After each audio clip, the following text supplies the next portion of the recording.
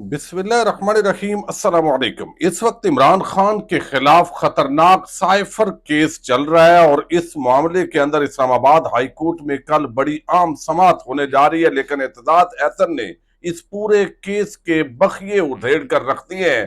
तफसीलात आपके सामने रखनी है। नवाज शरीफ की वापसी पर हुकूमत पाकिस्तान ने उनको पहले सलामी दे दी है। किस तरीके से नून लीग के आगे सब लेटे हुए हैं, इस हवाले से भी तफसीलात आपके सामने रखनी है। मुराद सईद के वालिद पर झूठी एफआईआर से इनकार करने वाले एसएचओ का अवाम ने तारीखी इस्तकबाल किया है। ये क्या वाकया है, ये भी आपको बताना है। लेकिन एक और बड़ी डेवलपमेंट हुई है और इस वक्त एक इंतहाई आम पाकिस्तान का दुश्मन और दहशत गर्द, उसको सिक्योरिटी फोर्सेस ने उड़ाया है, हलाक किया है। ये कौन शख्स है, इसकी कुछ तफसीलात आपके सामने रखनी है। उम्मीद है आप समाप्त करेंगे और अपने कीमती फीडबैक से जरूर आगाह करेंगे। ये कलदम तंजीम है बलोच लिबरेशन आर्मी। अब्दुल मजीद ब्रिगेड के आम सरगना सदाम हुसैन मुस्लिम और साथी को तुर्बत के इलाके केच में हलाक किया गया है। और खबर यह दी गई है रोजनामा जंग की तरफ से कि सिक्योरिटी फोर्सेज ने बीएलए के दहशत गर्दों के खिलाफ इंटेलिजेंस बेस्ड ऑपरेशन किया है, जिसके दौरान दहशतगर्द सदाम हुसैन मुस्लिम को हलाक कर दिया गया है। हलाक दहशतगर्द सदाम हुसैन मुस्लिम गुरु और जब्बार जैसे नामों से भी जाना जाता था।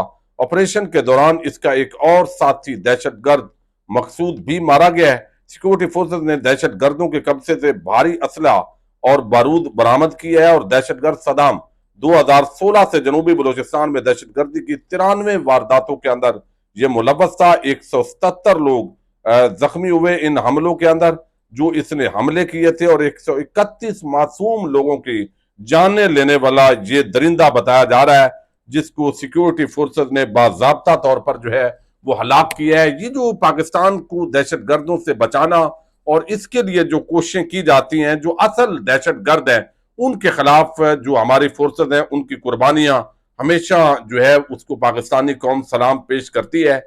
लेकिन जिस अंदाज के अंदर सियासी एक्टिविटीज के अंदर ताकतवर हलकों की एंट्री होती है, उस पर जो है वो तनकीद भी की जाती है। अब ये एसएचओ इमरान है। पिछली वीडियो के अंदर मैंने आपको बताया है कि मुराद सईद को गिरफ्तार करने के लिए मुख्तलिफ हथकंडे इस्तेमाल किए जा रहे हैं। इमरान खान के अगर कोई फिक्री और सियासी वारस है जिस पर नौजवानों को बड़ा एतमाद है, वो मुराद सईद है। मुराद सईद ने हमेशा इमरान खान का दिफा किया और इसके लिए जो है वो उनकी बड़ी मुखालफत भी होती है। मीडिया के अंदर भी जो टाउट लोग हैं वो उसके मुखालफ हैं और पार्टी के अंदर भी बहुत सारे ऐसे लोग हैं जब जो इमरान खान की जब एतमाद देखते हैं मुराद सईद पर तो उनकी मुखालफत वो करते हैं। और आपने देखा कि हालिया दिनों के अंदर मुराद सईद पर जो केसेस है उनको आगे बनाने के लिए जो सदाकत अब्बासी का इंटरव्यू जो है वो नशर किया गया और उससे पहले जो है वो उस्मान डार का इंटरव्यू नशर किया गया, तो उसके अंदर भी जो हार्ड लाइनर है पार्टी के, उसके अंदर मुराद सईद का नाम उन्होंने भी लिया है। अब ये जो एसएचओ हैं ये वहां पे पहुंचे हैं जब इनको कहा गया कि मुराद सईद के जो वालिद है उन पर झूठा मुकदमा कर दो, उनके जो ससुराली हैं उन पर मुकदमा कर दो, तो उसने इनकार किया और उसने कहा मुबैना तौर पर जो बताया गया जराये के हवाले से कि उसने कहा भाई अगर कोई मुकदमा बनता नहीं है, किसी ने कोई जुर्म किया नहीं, कोई वारदात की नहीं, तो मैं क्यों मुकदमा दर्ज करूं। तो उस एसएचओ इमरान ने मुकदमा दर्ज करने पर इनकार किया।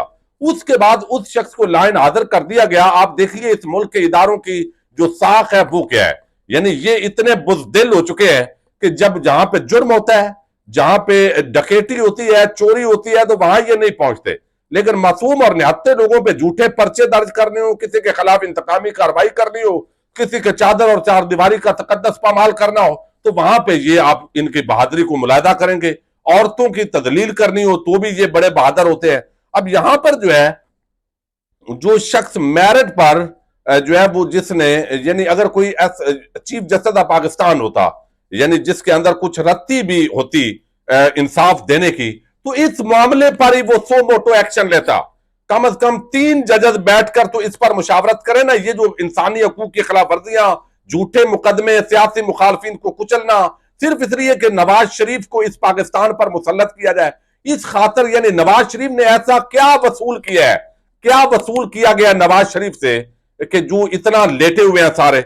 अब यहां पर जो है वो मुराद सईद के वालिद साहब के खिलाफ कहा गया, वो इनकार किया और अब जो सवात की अवाम है उन्होंने कंधों पे उठाया, फूल बरसाया, प्रोटोकॉल दिया, तारीखी इस्तकबाल किया है उस शख्स का जो आइन और कानून के साथ खड़ा रहा। अब जो नया आएगा उसकी जगह पे जाहिर है वो आइन और कानून को पांव तले रौंदेगा, क्योंकि ऊपर वाले उससे यही चाहते हैं। यही वजह है इस मुल्क के इदारों की कोई क्रेडिबिलिटी नहीं छोड़ी कि जब आपने इस तरह के धंधे करवाने हैं नाजायज तौर पे, तो फिर उसका यही होता है।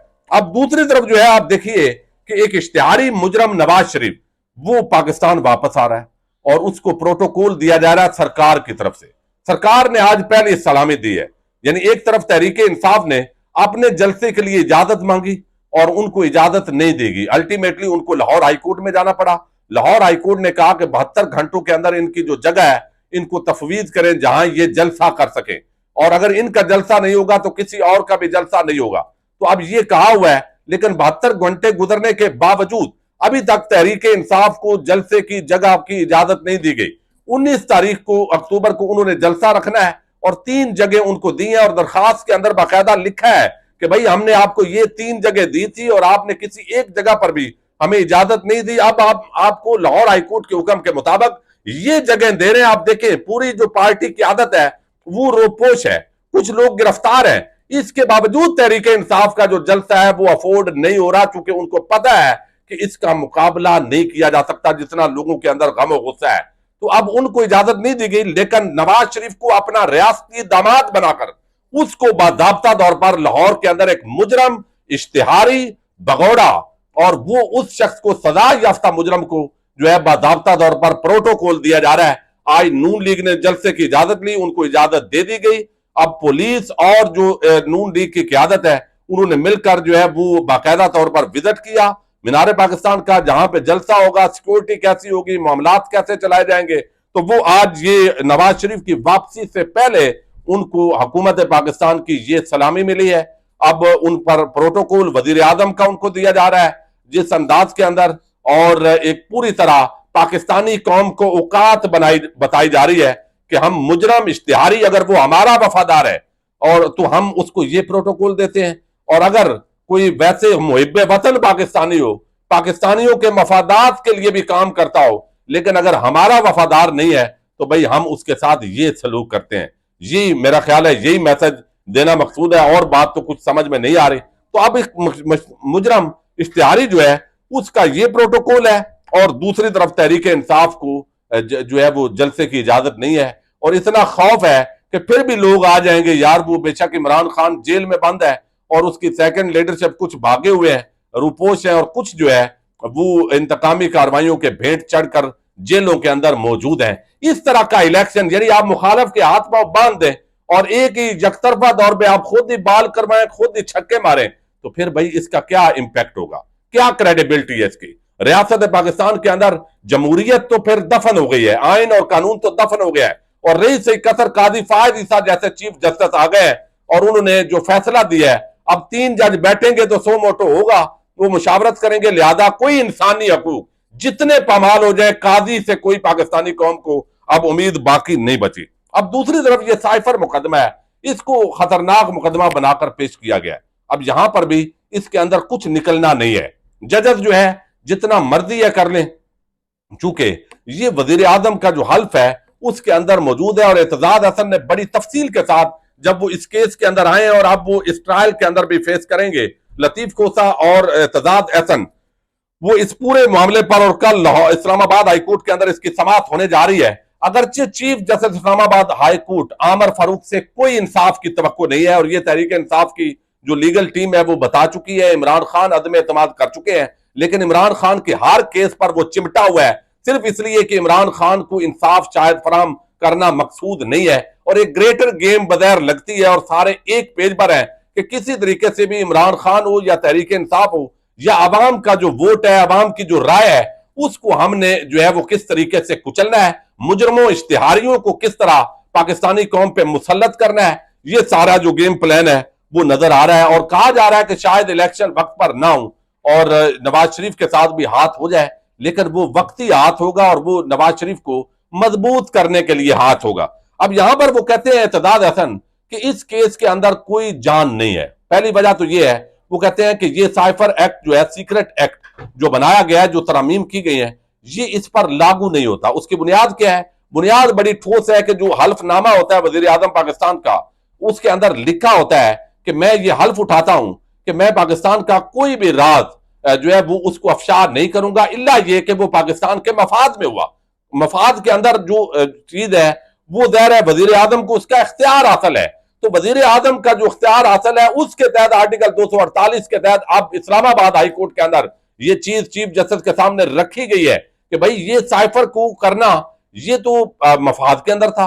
फिर जो साइफर है वो जो उसके अंदर जबान इस्तेमाल की गई वो ऑलरेडी चूंकि 2 कौमी सलामती कमेटी के इजलासों के अंदर हो चुका है, फिर डिमार्च किया गया। इसका मतलब है नाजायज जबान तो इस्तेमाल की गई, नाजायज लहजा और डिमांड तो की गई अमेरिका की तरफ से, जिसकी बुनियाद पर जो है वो इसे सारा कुछ किया गया। इत्तेहाद एहसन कहते हैं कि इस केस के अंदर कोई जान नहीं है, इसने उड़ जाना है और इसके अंदर नाकामी होगी। तो शाखा अगरचे जो जज अबू असरात जुल्करनैन है वो हमायूं दिलावर जज पार्ट 2 बने हुए हैं, लेकिन इसके बावजूद ये उड़ने जा रहा है। और जो इत्तेहाद एहसन है उन्होंने यकीन दिलाया है कि इसके जितने भी नुकात हैं, जितनी इसके अंदर जरा है, जितने इसके जो लीगल पॉइंट्स हैं, उसकी रोशनी के अंदर साइफर मुकदमे के अंदर इमरान खान को सजा नहीं दी जा सकती। और अगर सजा दी जाएगी तो वो आइन और कानून के साथ खिलवाड़ होगा और फिर ये जमहूरियत को दफन करने वाली बात होगी। और अगर इस्लामाबाद हाई कोर्ट का चीफ जस्टिस वक्ती तौर पर जो जज अबू अल असनाद है वो फैसला दे दें,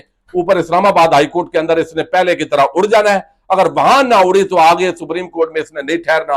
वक्ती तौर पर यह डिलेइंग टैक्टिक्स के तौर पर जरूर इसको यूज किया जा रहा है। तो लिहाजा इमरान खान के खिलाफ कोई एक भी ऐसा मुकदमा नहीं है जो टिक सके। वक्ती तौर पर मुजरमों इश्तिहारियों को पाकिस्तानी कौम पर मुसल्लत करने के लिए एक टाइम जो है वो हासिल करने की शायद ये कोशिश है।